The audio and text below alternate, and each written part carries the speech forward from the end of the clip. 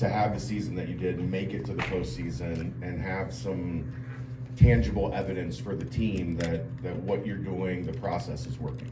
I think it's just a step in the right direction. And one of the things that we talked about was in this program, we're not going to have spring break. We're going to practice through spring break and we're going to prepare for postseason. And I think coming in and saying that initially gave our kids some idea that this was going to be a long season. So the obvious is that we're really proud that we were able to string together enough games and enough wins to be in this position. You played in an awesome league. Was this a bit of a surprise? And is it I don't know quite how the pairings worked out, but you got a second round game. You get to wait a little bit too. Well, anybody who knows me knows that I would always prefer to play. I think at this point we may sit up to 18 days since our last game, but I do think it speaks volumes for the respect that the program has and for the season that we had. So we'll take it, but any postseason game is good for me. I would have played in the first round happily. Trina, what's been your biggest takeaway from this first season in the Big 12, and what do you feel like you maybe need to do differently heading into year 2? Our biggest takeaway is our consistency, right? There are moments where we felt like we played really well, average, and then poorly within the same 40 minutes. And I think that's probably our biggest frustration, and not just as coaches, but our team as well. And I think that what we found is that these teams are just deeper, right? We played against really good players in the American and the Horizon League where we've coached as well. But when Texas can lose their starting point guard, and then they substitute in a freshman that then ends up being co-player of the year, I think that what we know is that there's this tremendous amount of depth and talent in all these teams. Differently, I would have worked on some more zone offense.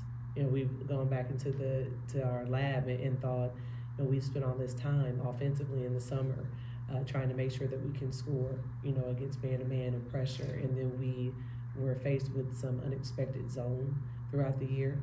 So I think that when we are able to practice again, we'll make sure we're far more prepared for that. You talk about the depth of talent in the league. What about the depth of teams in the league? Because I think that is going to a high major league. That is probably the biggest jump is, yeah, 1 and 2 and 3 are always going to be good, but how much different is it when 12 and 13 and 14 are also good enough to beat you on any given night? Well, it keeps you locked in. You know, I think that we were in some places along our 8 years where we had the best talent.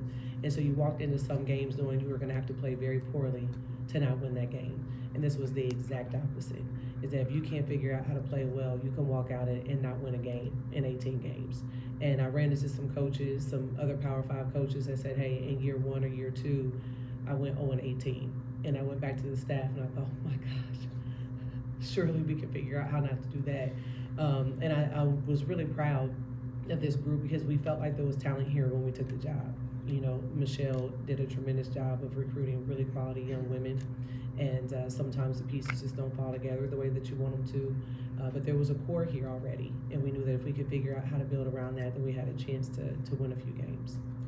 I think I read where Eastern Kentucky's having some work done on their gym, and so if they were to win, would you then have the opportunity to host that game? I believe so, and I think that our administration is working really hard to put us in a position to host if that's how it works out.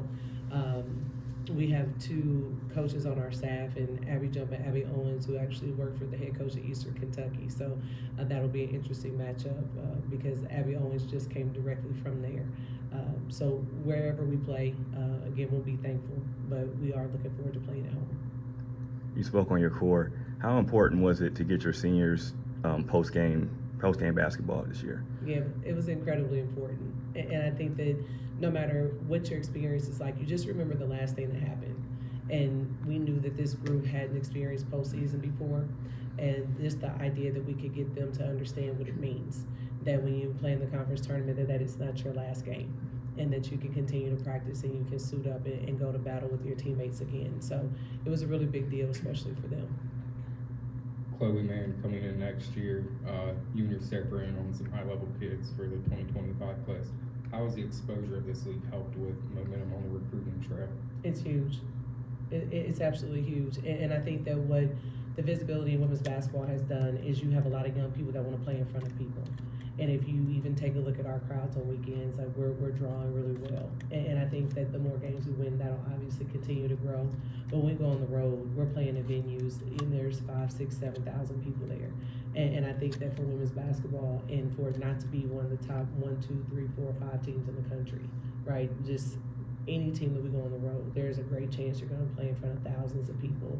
And I think recruits like Chloe Mann, they love the idea of that. And then to know that we're in a place where you can come in and you can contribute right away and keep taking the steps forward with us, I think that makes this a really viable option for a lot of people. Roughly a year ago, you took this job. I'm sure you had short-term vision, long-term vision. When you look at that short-term vision, how close did you come to accomplishing what you set out to accomplish in that first year of, running the program and being at the helm? Close. I feel like what we were striving for was a winning season, and I think that got a little sideways there for us when we lost a few in a row, and then we dropped a couple that we felt like we had a chance to win. But again, this team, instead of falling into a pit of, oh no, we're losing, and this is familiar, and we're going to keep falling. Instead, they said, hey, let's get together and pull ourselves up. And I think that was why we were able in the last 10 games or so to win a couple, and to win the first game in the Big 12 tournament. That was a big deal too. We played an opponent for the third time, and we all know how hard it is to beat someone 3 times. And our kids stay locked in, and I think that spilled over into practice. We are excited. We are working hard. We're still taking charges and going after loose balls. So I think that we're just in a good space. With the amount of star power in women's college basketball with Caitlin Clark and Angel Reese, what's it been like to kind of see the boost in popularity throughout the sport? And did, 5, 10 years ago, could you have envisioned this happening? Absolutely not. And I think that what's even more nostalgic for me is being back where I played. And they already think I'm a dinosaur when I talk about things, because we didn't have media timeouts my freshman year. So anytime you got a break was when a coach called a timeout. And anybody who knows Lori Cardinal knows she does not like to call those. She holds them to the end. And then we got radio timeouts my sophomore year. Then eventually we got into some media timeouts. And so no way could I imagine that we're talking about not being able to get tickets to the Final Four, or knowing that the Big Ten tournament in Indianapolis, where I grew up, is sold out and can't get a ticket. So it's an incredible time to be a part of women's basketball. There was a bald Irish guy that used to sit in that chair that used to say about the Big East, you're always 1 week away from a 3-game losing streak. Mm-hmm. How do you adjust to that as a coach, knowing you have to be on point? I know it's similar to the question I asked earlier, but you always have to be on point in your preparation in everything you do every day, because one bad week can result to, like you talked about, a situation where you've lost a couple in a row and now you're trying to keep it from going sideways. Well, as a head coach, it's when your staff becomes even more important, right? Because I can go in there and I can be grumpy and I can be in a bad mood because we have not lost as much since I've been a head coach. And that's when our staff comes in and says, hey, we're doing a great job. And the reason we know we're doing a great job is we walk in every day and our kids are happy. And that's what kept me motivated, is the staff, and knowing that our kids are looking at this season and saying, hey, we're competing. And sometimes as a coach, you're like, that's not enough. I don't want to win. And then you look at the people who are the most important. And we say something often is keep the main thing the main thing. And the main thing is the experience that these young women are having.